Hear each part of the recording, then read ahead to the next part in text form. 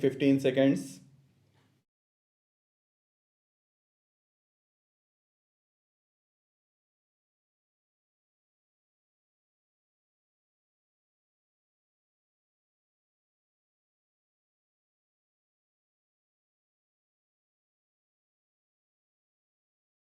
Even if all things enumerated above are favorably placed, there still remains the need for enlightened and committed leadership. Your own experience in 1963 amply fortified what I want to say now. At the point of time, India was very fortunate to have been led into experimenting with imported seeds and technology by a very brilliant, adventurous, and confidence inspiring team. Mr. C. Subramaniam was then the Union Minister of Agriculture, but he by himself could have achieved precious little if the bureaucracy led by the secretary, Mr. Sivaraman, had not supported him to the hilt with his well digested briefs.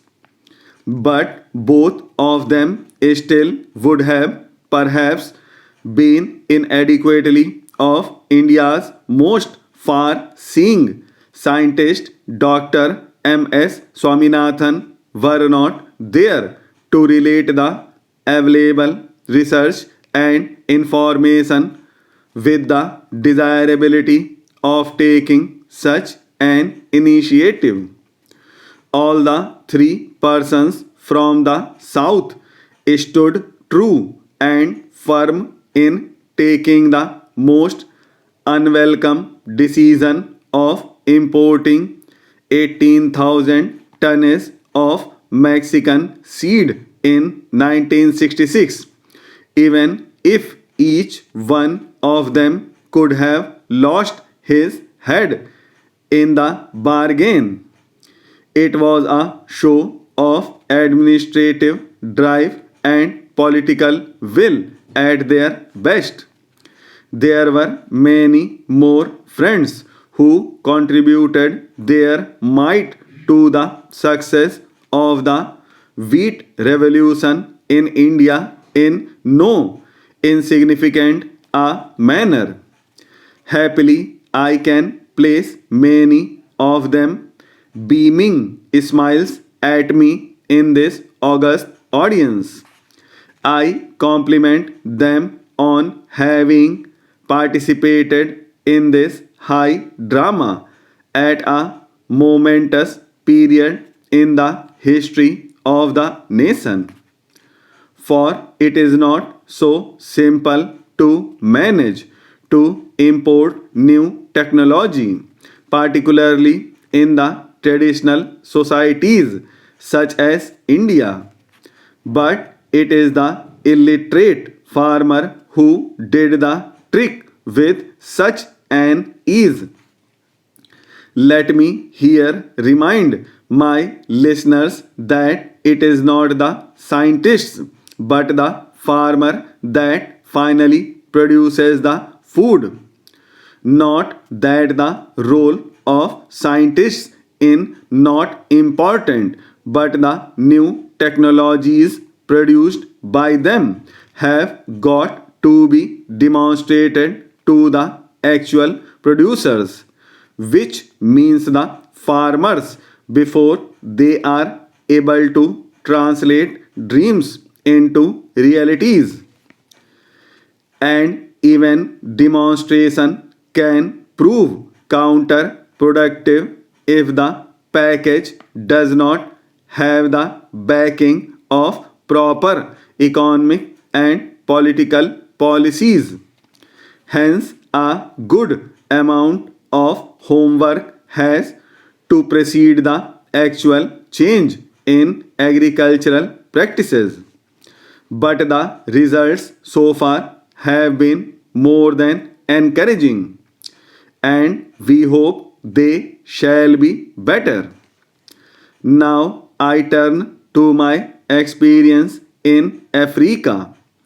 Most academicians and intellectuals from the affluent nations were asking, could the Indian or Pakistani or Mexican experience be replicated in the dark continent?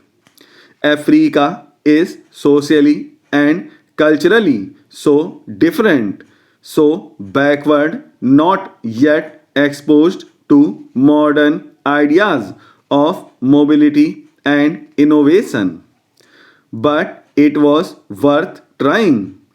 We started with a small transfer of technology in respect of soya and maize 4 years ago. The research in this case had come from inefficient fertilizer industry. That is true of most branches of Indian industry. But we have to live with it. We cannot overnight get away from a highly protected from the inefficient industrial structure. We have to gradually subject this industry to greater competition, both domestic competition and foreign competition. We cannot afford to kill our industry because if you kill that industry, the farmers would be the sufferers. And that is why we have this new strategy which seeks to reduce the level of protection given to industry. If that strategy works out, you might see in this country for the first time a most emphatic program seeking to bridge the gap between the rural and urban divide. This urban rural divide cannot be bridged by giving handouts to agriculture or the farmers in our country. Now, another question was raised whether this will lead to decline in production.